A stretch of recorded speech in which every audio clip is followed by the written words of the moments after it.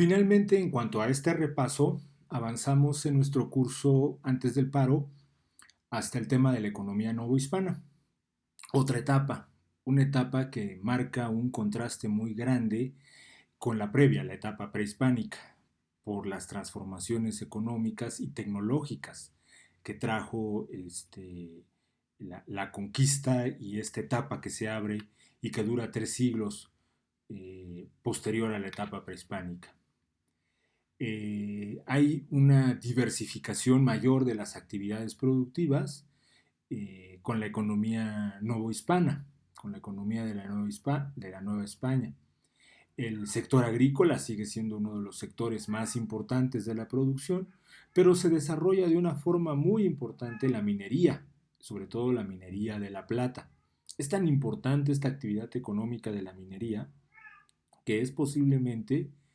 y solamente con comparación a otras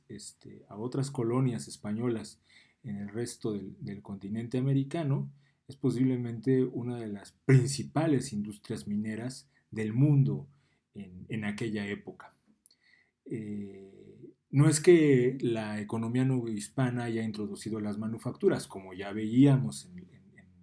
en el tema de la economía prehispánica, las manufacturas con una base de producción artesanal ya existían. Sin embargo, se diversifican estas manufacturas. Se introduce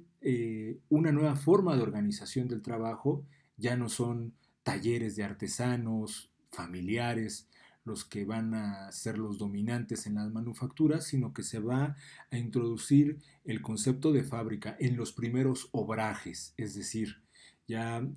talleres dirigidos a la producción de determinadas manufacturas que van a ser bien importantes, como por ejemplo los de una industria textil o la producción de tabaco, por ejemplo, ¿no? Junto a esto, el comercio, que ya representaba una actividad importante desde la etapa prehispánica, va a ser de las actividades más importantes, sobre todo no solo a nivel regional, ¿no? En la Nueva España, sino va a introducir a la Nueva España en un flujo de relaciones comerciales,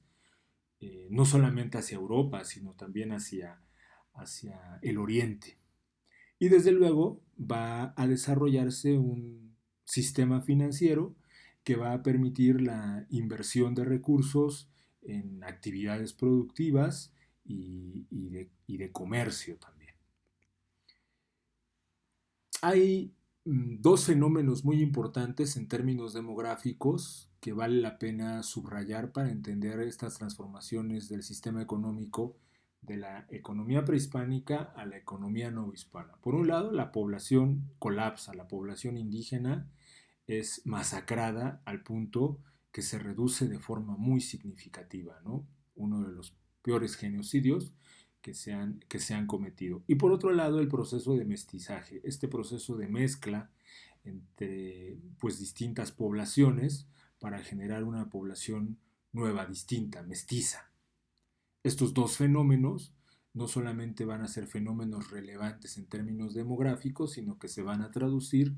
en características del sistema económico. La agricultura sigue siendo la actividad principal por la cantidad de personas empleadas en la misma. Cerca del 80% de la población pues desarrolla actividades productivas relacionadas con la agricultura. Se introducen nuevos cultivos que no existían acá en América, como el del trigo o el azúcar de forma muy exitosa, ¿no? También se introducen distintos tipos de ganado que no existían acá en Mesoamérica, las vacas, las ovejas, eso lo traen los europeos y generan actividades económicas y comerciales muy importantes relacionadas con la introducción de este ganado, además de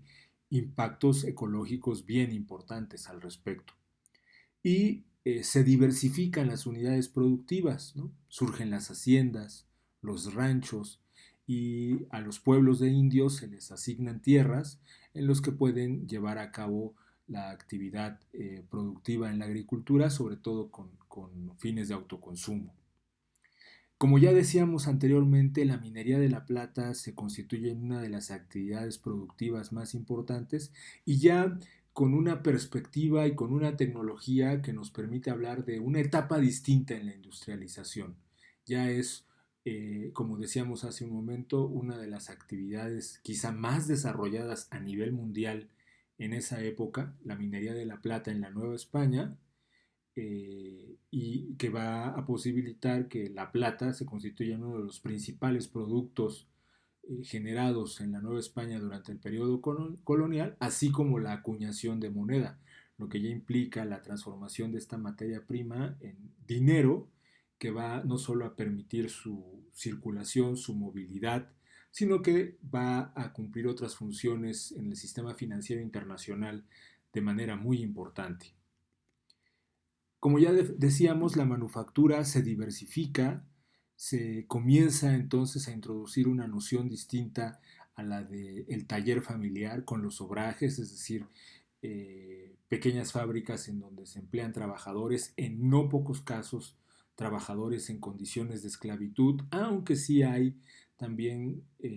obrajes que ya tienen una modalidad mucho más moderna, digamos capitalista en términos de la libertad que tiene el trabajador para no estar sujeto permanentemente a ese taller, y el desarrollo de lo que se conoce como agroindustrias, es decir, frente a la producción, junto a la producción de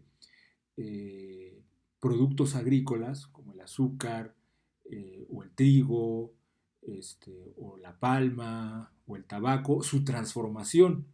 en otras manufacturas como las harinas, los aceites, los cigarros o la producción de pulque, la principal bebida a nivel de toda la Nueva España, que ya implican la transformación de estas materias primas mediante procesos productivos que requieren cierto grado de desarrollo tecnológico y que se van a estar orientando ya no solo al autoconsumo, sino a la producción dirigida hacia mercados. Surge así un proceso de integración regional que va a constituir propiamente un comercio interior en la Nueva España, ¿no? Un comercio que va a implicar la comercialización, valga la redundancia, de productos agrícolas, de ganado, de textiles y de pulque, entre una diversidad, pero estos digamos que son los tipos de productos que generan mayor mercado a nivel interior y un comercio con el exterior, es decir, la producción de determinados bienes, sobre todo de origen agrícola o mineral, como la plata, y que van a ser demandados en el exterior, ¿no? Como la grana cochinilla, como un colorante de origen natural, la quinina, la vainilla, el cacao, que van a dar origen a una diversidad de productos con una alta demanda, no solamente en Europa, sino en otras partes del mundo. Citamos aquí a la Iglesia porque se va a constituir en una institución que tiene una gran cantidad de ingresos a través del cobro de diezmos y servicios religiosos, pero también a través del manejo de haciendas que son propiedad de la Iglesia, y que esta acumulación de ingresos le va a permitir a esta institución convertirse en una especie de banco en la Nueva España, es decir,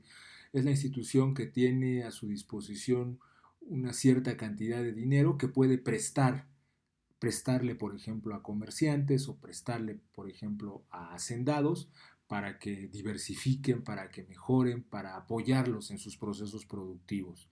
Entonces la Iglesia va a desempeñar también funciones financieras y por eso la mencionamos en términos de su importancia económica en la época novohispana. Desde el lado del ingreso del Estado novohispano, la generación y el control del flujo de ingresos, pues es algo central, ¿no? Establecen, por ejemplo, impuestos muy importantes a la producción minera que van desde la décima a la quinta parte de lo que se produce y que es apropiado directamente por el Estado,